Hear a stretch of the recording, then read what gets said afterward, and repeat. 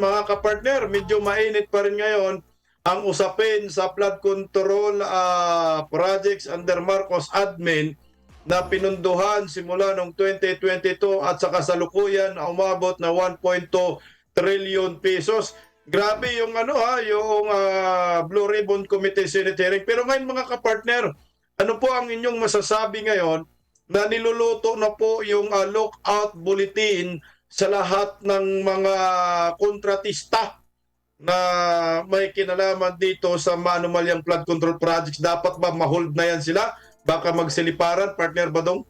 Dapat talaga walang alisan to, partner, no? At kung sakaling umalis man sila, kumpiskahin na lahat ng mga natitira nilang ari-arian. Kasi yung pera, pag kasama nilang aalis yan, partner, eh.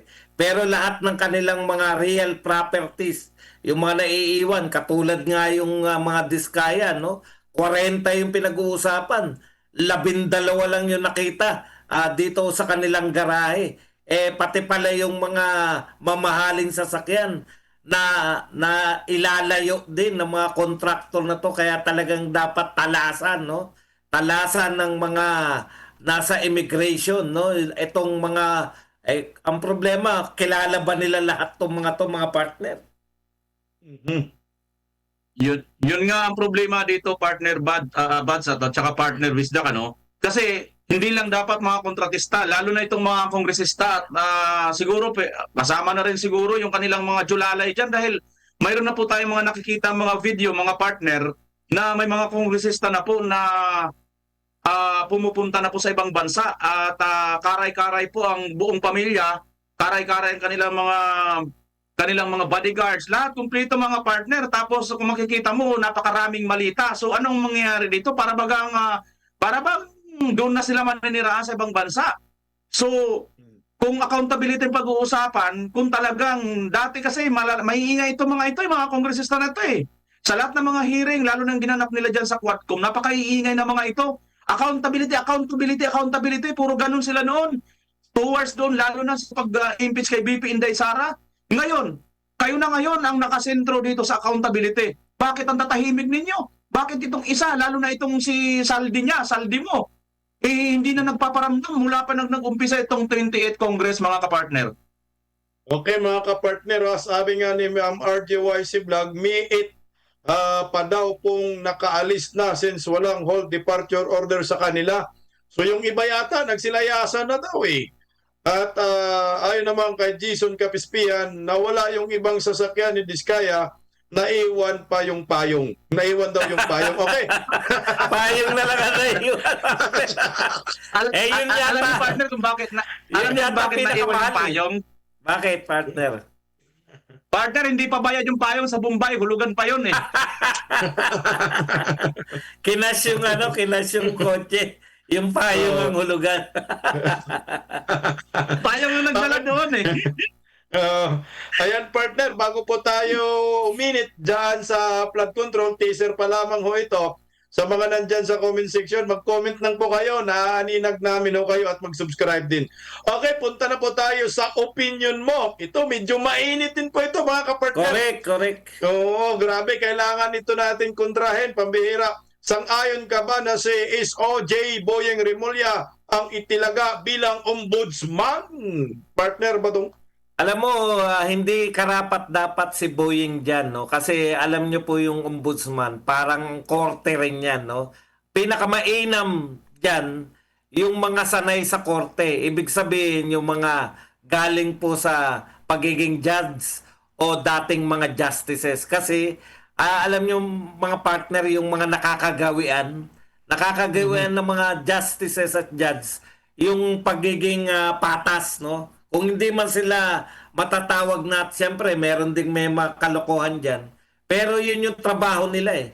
Yung trabaho nila tumingin ng mga ebidensya, yun yung pang-araw-araw.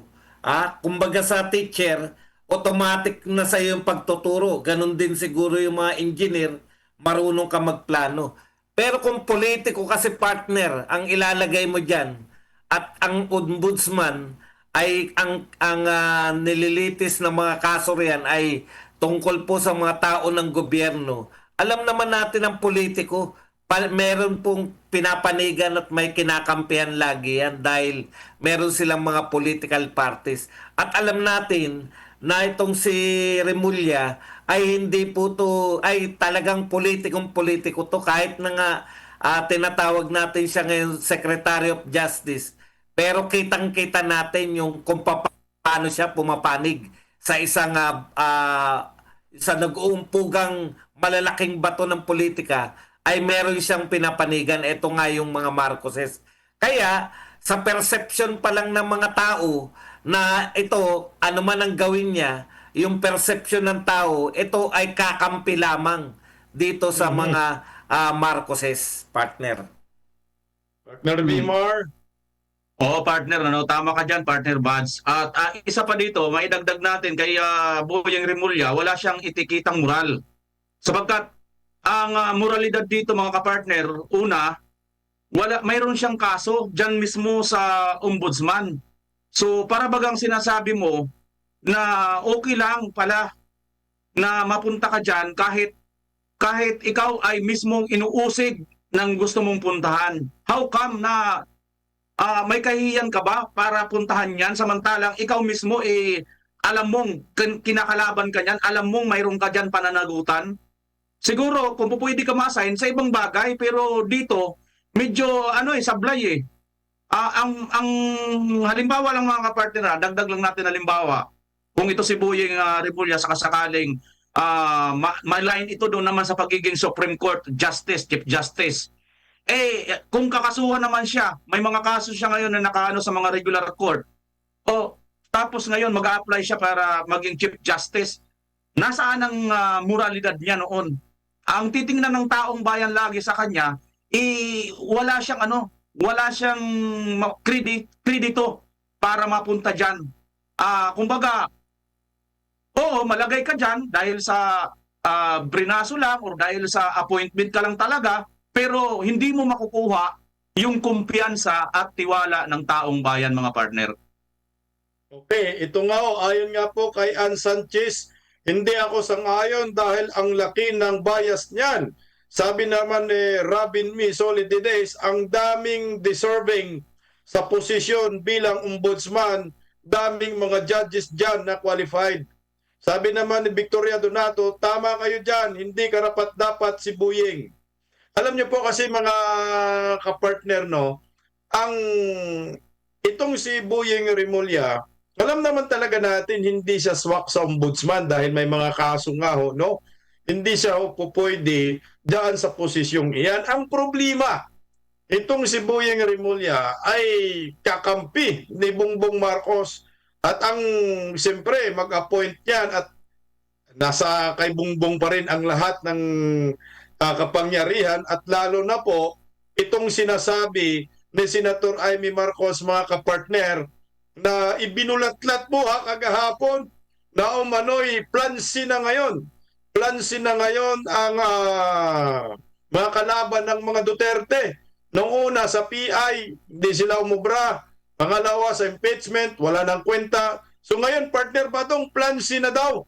Kakasuhan daw at ipapakulong si Vice President Inday Sara sa 2028.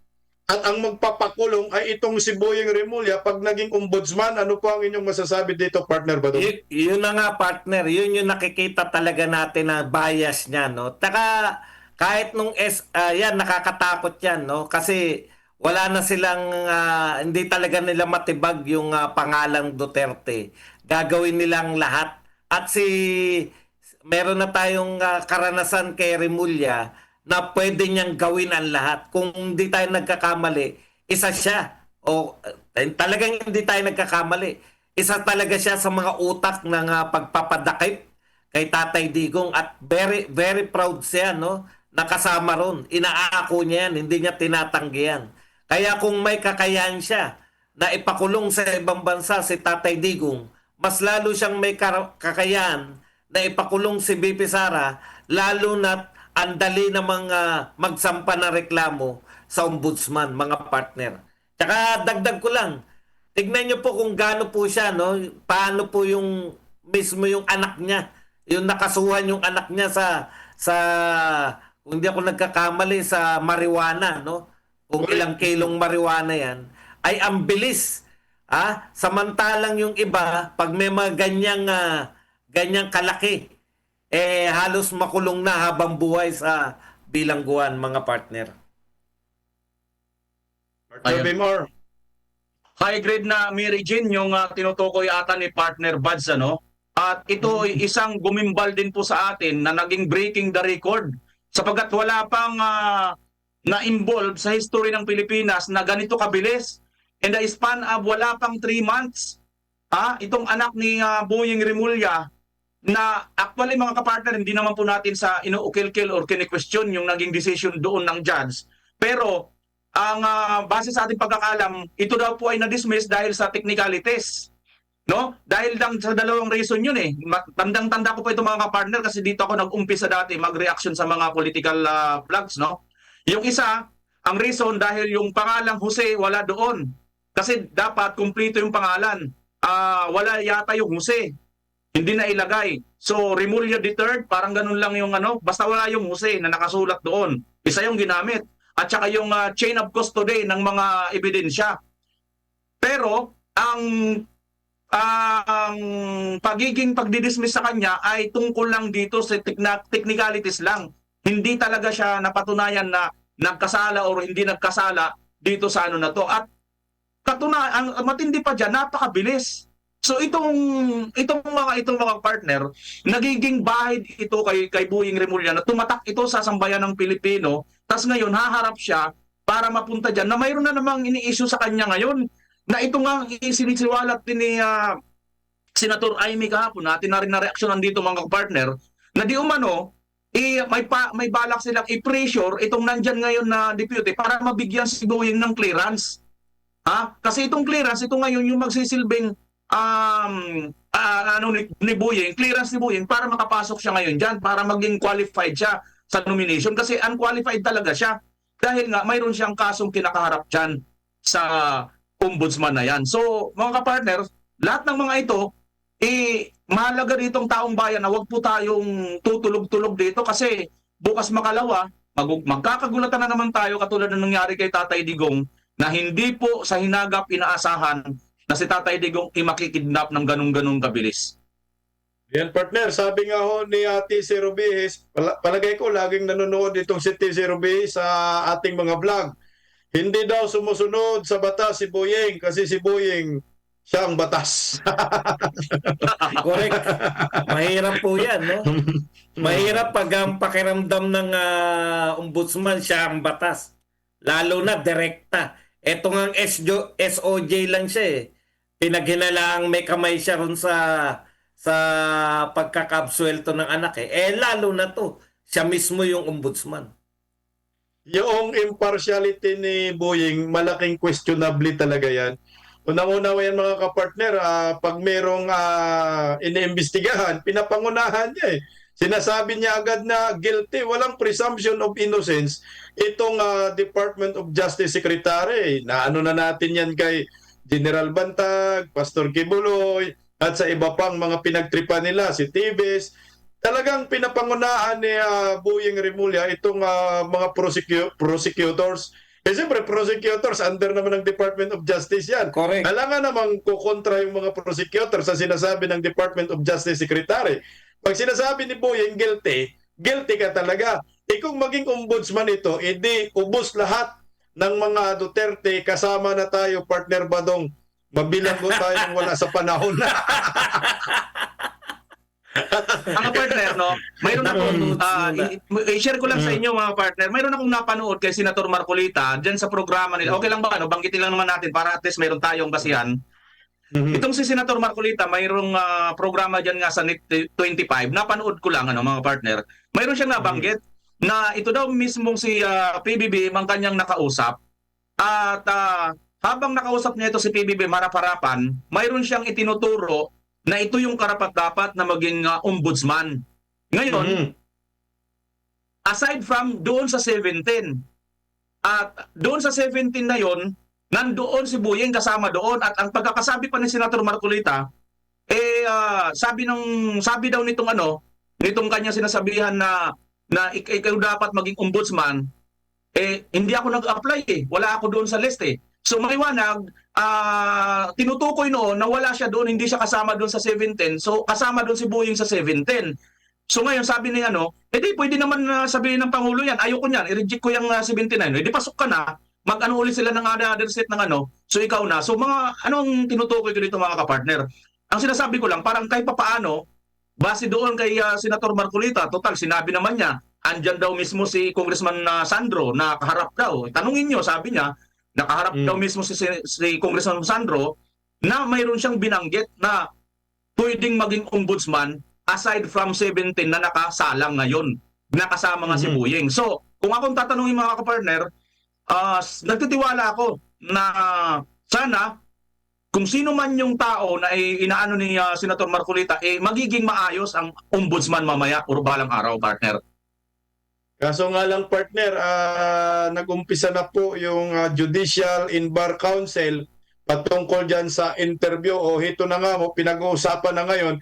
Perez William, maraming salamat po sa inyong pakulay. Magandang hapon. Ito is OJ Boying Remulla, wala pang clearance sa ombudsman ng isa lang sa JBC interview. Pwede pala yun, walang clearance tapos in-interview ka na. Kamambihirang buhay na to, no? Kinumpirma ng korte na wala pang clearance mula sa ombudsman si Justice Secretary Jesus Crispin Remulla nang isinalang ito sa public interview ng Judicial and Bar Council. May salang na si Justice Secretary Boying Remulla sa JBC interview bilang kandidato sa posisyon ng ombudsman. Pero una nang sinabi ni Senator Amy Marcos na wala pang nakukuhang clearance si Remulla mula sa ombudsman para sa interview. Matatandaang may mga nakabinbing administrative and criminal complaint sa ombudsman si Remulla na isinampa ni Marcos dahil umano'y illegal nitong pag-aristo at pagpapadala kay dating Pangulong Rodrigo Duterte sa ICC.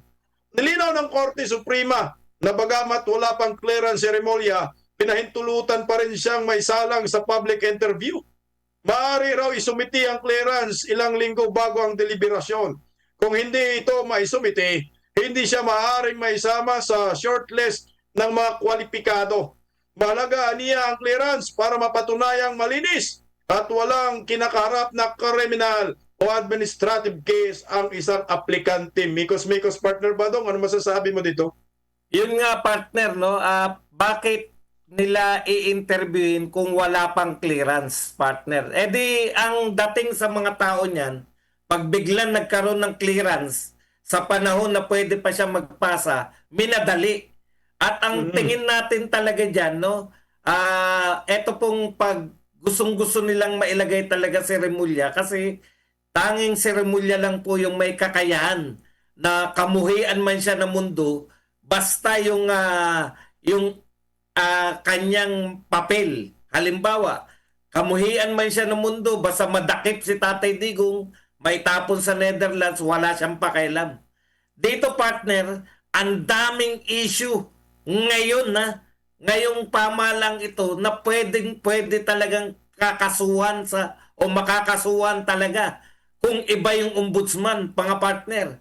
Pero kay Boying yan, kahit kamuhian siya ng lahat, pwede niyang tablahin lahat na magsasampa ng reklamo dito. Ang unang matatabla, siyempre yung kaso niya. At yung mga kaso ng mga katulad niya, dito kay Tatay Digong, yung kanilang kidnapping case na isinampa mismo ni Amy Marcos, partner. Partner Bimar.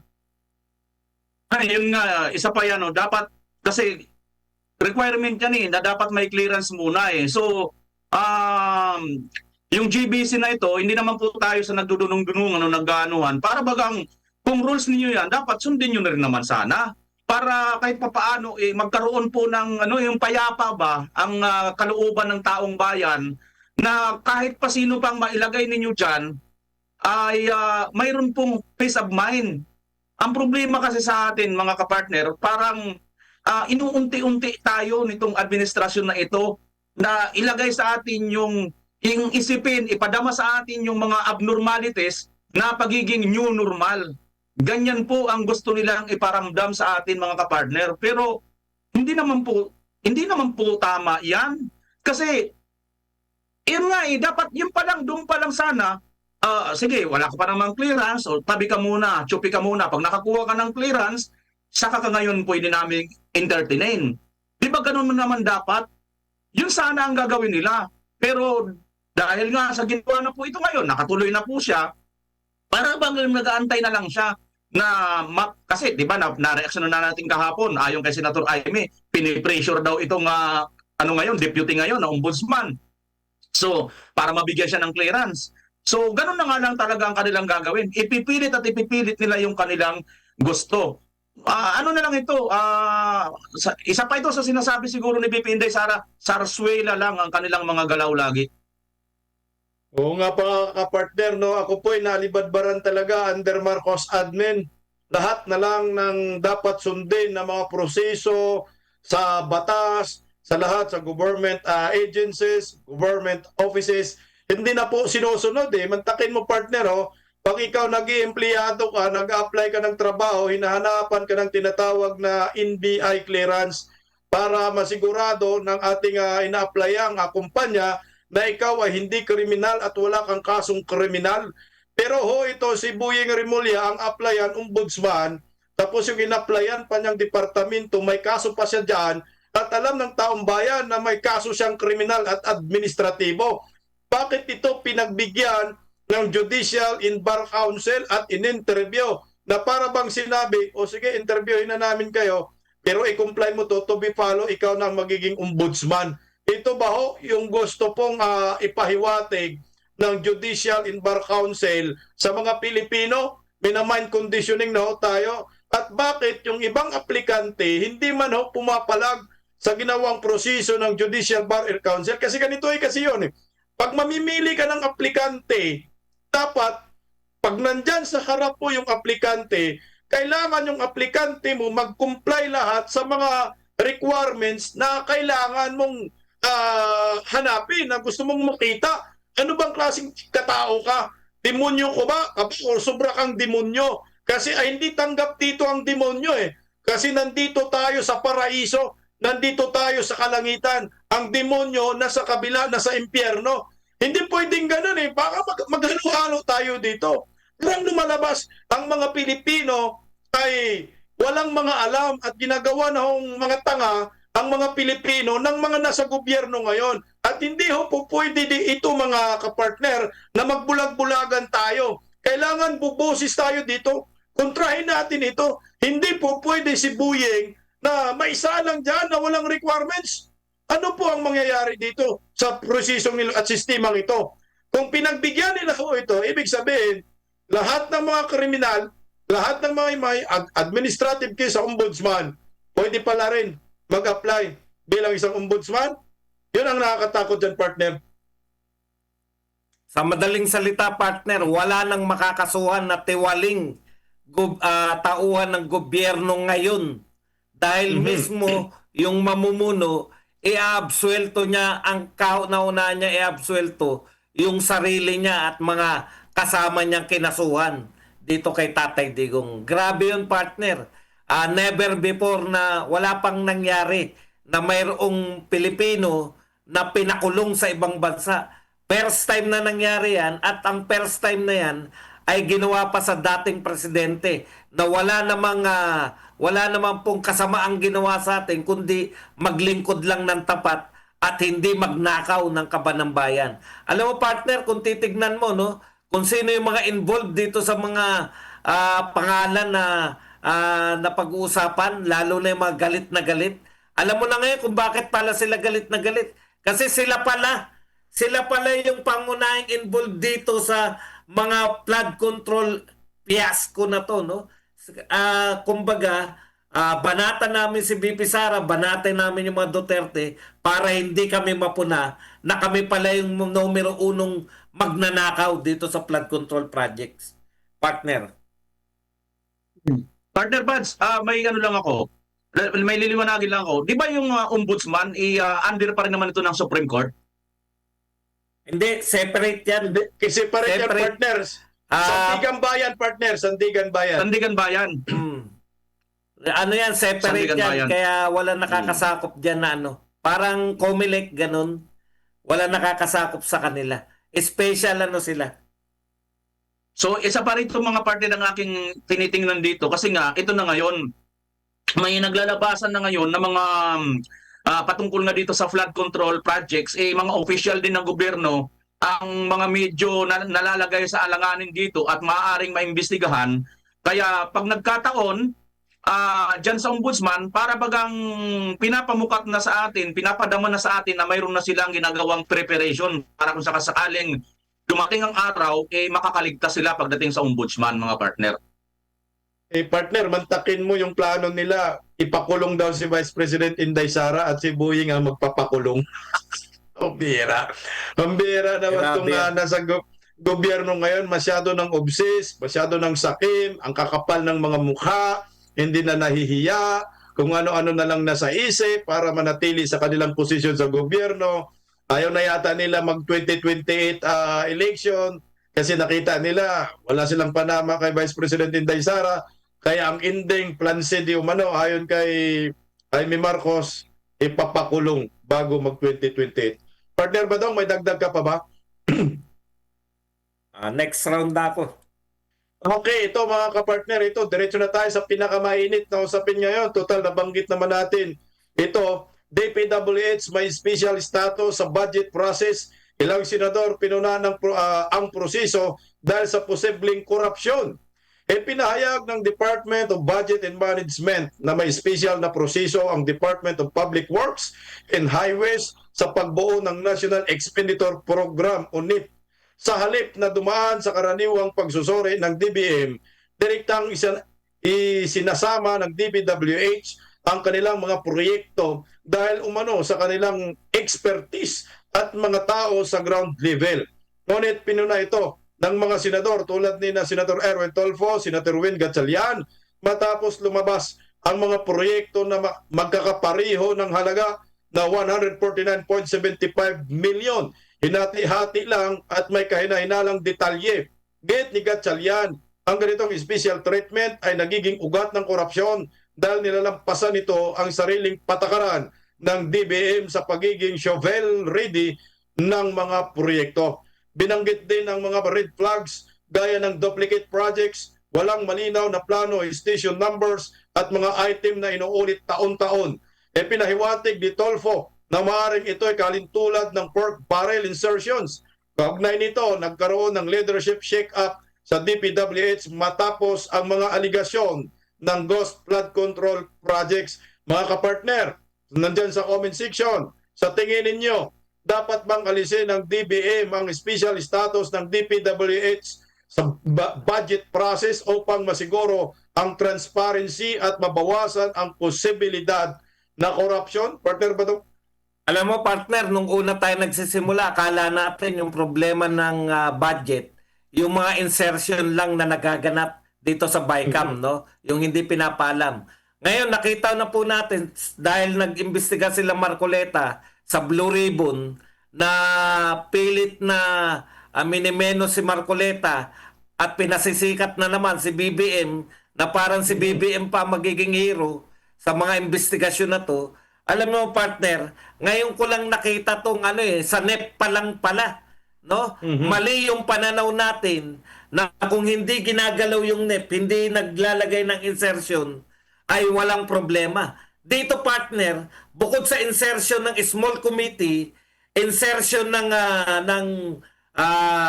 BICAM, insertion ng dalawang very big sa mga scam. Etong si ayon kay BP Sara na may control, si Saldico tsaka to si Romualdez, ay meron pa pala sa NEP palang partner.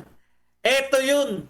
Yung galing pa lang sa DPWH, punong-puno na pala yan ng mga kalokohan. Partner, ibig sabihin, yung binibigay pa lang, inihahain na budget ng DPWH, punong-puno na to ng mga katiwalian, partner.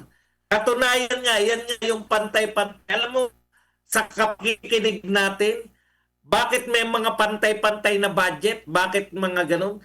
Ang dami partner na dahilan eh. Una, para yung splitting ng mga proyekto. Bawal yan partner eh.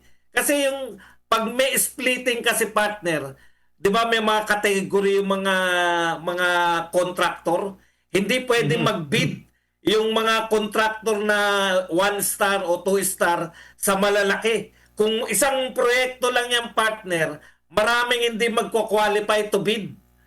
Ibig sabihin, mas maraming bidder, mas maraming pumapasok na pera sa mga bulsa ng mga magnanakaw dyan sa kung ano man na nagbibid dyan. Ikalawa, partner, yun yung tinutumbok ni Marcoleta eh. Yun yung sinasabi niya na sino yung mga dito pa lang sa DPWH papunta sa NEP, sino yung mga naglalabi, sino yung mga gustong-gustong mag-insert na sa NEP. So, nadadagdagan partner habang tumatagal, nadadagdagan yung mga anomalyang nasisilip natin ng taong bayan. Partner, kung aasahan lang nila tong mga mainstream media, walang ilalantad yung mga yan. Bida si Marcos, ang dahilan, nililito nila partner eh. Ang dahilan ng lahat ng corruption, Duterte pa rin eh. Tandaan nyo, 2022 hanggang 2025 yung pinag-uusapan natin. Si Tatay Digong, namuno siya hanggang 2022 lang partner. Marami pa partner na ngayon ko lang nakikita talaga dahil dito sa mga investigasyon na to. Kaya ituloy-tuloy lang yan partner. Huwag lang titigil yung mga nag-iimbestiga. Yan lang partner. Kaya nga ka-partner, no, nakapagtataka naman kasi nga, isipin mo, departamento ng DPWH, sandamakmak na corruption, tapos pagdating sa budget, bibigyan ka ng special status. So ano ang mangyayari sa pera ng bayan? Hindi uubusin at uubusin ng mga buhaya dyan sa DPWH. At dagdag ko lang partner yung sinabi mo, itong pagbuo pa pala ng National Expenditure Program partner, mas nauna pa ang mga kontraktor sa mga kongresista kung ano yung mga proyekto. Hindi pa nakasalang sa General Appropriation Bill, wala pang first reading, wala pang second reading. Ang mga kontratista, mga kontraktor, alam na nila ang proyekto, binibigay na sa kanila yung proyekto. Kumbaga, tapos na yung bidding. Kung may bidding man, formalidad na lang para sabihin may bidding. Ina-awardan na doon sa mga kontraktor. Ito yung sindikato, mafia ngayon, under Marcos admin sa pundo ng bayan. Partner Baymar? Ito mga partner, sa tanong nga dito na sinasabi, sa tingin nyo dapat bang alisin ng DBM ang special status ng DPWH sa budget process upang masiguro ang transparency at mabawasan ang posibilidad ng korupsyon? Sa tingin ko, diretsahang sagot, oo. Kasi kung mababawasan ng korupsyon, hindi lang mababawasan, malaking kabawasan at baka mawala pa ang korupsyon in terms dito sa DPWH. Ito pala partner, ngayon nakita na natin, naalala natin mga partner, yung pinasabog ni Congressman Ongab at saka ni Tatay Digong at ni Attorney Vic Rodriguez noong bago pang eleksyon, ito nga ang mga blanco sa BICAM. Na kung matatandaan natin partner, itong mga blanco sa BICAM, dito pala dinala sa mga impran na to at napupunta sa DPWH. Kumbaga mga partner, parang ganito ito. May mga 10 linya. Halimbawa, itong linya na ito ay para sa mga lalaki. Itong line na to para sa mga babae. Itong line na to para sa mga bata. Itong line na ito para sa mga ganito. Itong line na, isang line na ito yung express lane. Pag pupunta halimbawa sa mga immigration, may express lane dyan. O kung saan ng mga pinipilaan, mayroon laging express lane o kaya special lane. Ito pala mga kababayan. Ngayon ang tanong, paano nangyari yung DBM? Kayo ang may alam pala nito. Alam nyo pala yan na mayroon palang ganyan. Bakit nyo pinayagan yan? Ngayon, kung hindi nyo masasagot kung bakit nyo pinayagan yan, sagutin nyo yung tanong ng taong bayan. Sino ang nagbigay ng authority sa inyo para bigyan ng special status itong DPWH? At saka itong DPWH na yan, bakit naman tinanggap nila din ito? Na alam naman nila in the first place, illegal ito. Kasi kung tingnan mo nga, kasasabi mo lang partner business na hindi pa nagkakaroon ng bidding. Pero tapos na-award na yung mga kontrata, mga proyekto. Paano hindi mangyayari yun? eh mayroon pala kayong special lane, express lane na kumbaga wala nang pwedeng daanan. Abnormal na proseso kasi yung normal na proseso matagal yan mga partner. Ayan si partner Bats, dati rin siyang nagtrabaho sa government. Alam din niya na pag nag-request ka ng budget sa pamahalaan natin, napakahirap, napakaraming dadaanan. Which is, nalalaman ko ito dahil may mga kamag-anak din ako nasa government. Napakaraming recruiters, hinahanap sa'yo, iisa-isa yung busi-busihin. Samantalang ito, no wonder mga kapartner, dahil ganito pala ang patakaran nila na may express lane, kaya ganito rin kalaki ang nawawalang pera sa taong bayan. Now ang tanong, bakit ang may gawa nito, yung dating appropriation ay hindi nagpapakita ngayon? Which is, congressman pa naman siya ngayon, mga partner.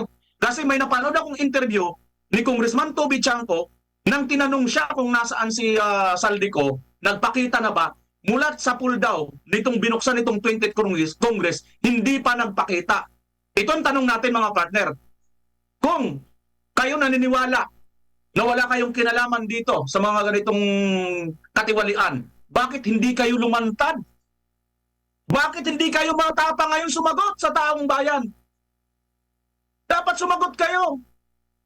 Kasi hinahanap ng taong bayan, napakalaki po nito eh. Ang problema, hindi na nga kayo nagpapakita, ililihis nyo pa ang issue papunta sa Davao. Di ba? Nakakagalit lang, mga kapartner. Pambihira, no? Nasa Maynila, Metro Maynila, NCR ang baha, ang investigasyon nasa Davao City. Ganong katanga tayo dito. Ang partner, bago tayo magtungo sa sa issue natin, next issue. Naalala pa ninyo, mayroong panukala si Martin Romualdez na, di ba ho, pag may pondo, no, makakuha ka ng pondo, pagbibigay ng pondo sa bawat ahensya ng gobyerno ay sa pamamagitan ng cheque, di ba? Cheque yan eh, checking account, tinatransfer.